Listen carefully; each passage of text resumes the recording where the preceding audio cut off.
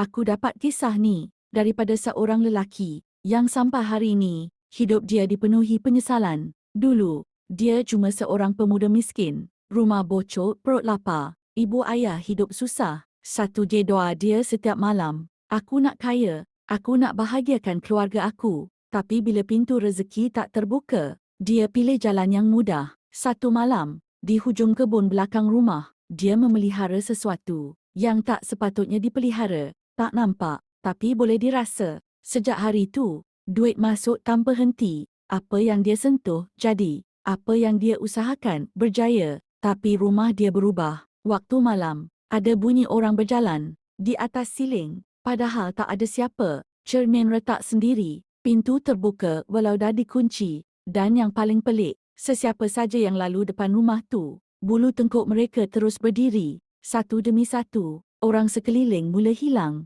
Ada yang jatuh sakit tanpa sebab. Ada yang berubah pendiam. Dan tak pernah balik. Tanpa dia sedar, mereka jadi bayaran. Bila dia dah jadi kaya raya, rumah besar, kereta mewah, dia mula lupa. Lupa pada janji. Lupa pada perjanjian malam itu. Sampailah satu malam, suara yang dulu diam, kini berbisik di telinga dia. Sekarang, giliran kau pula. Dan sejak hari itu, rumah besar tu kosong. Tapi kalau kau lalu di depan pagar berkarat tu waktu malam, kau akan rasa ada mata sedang memerhati.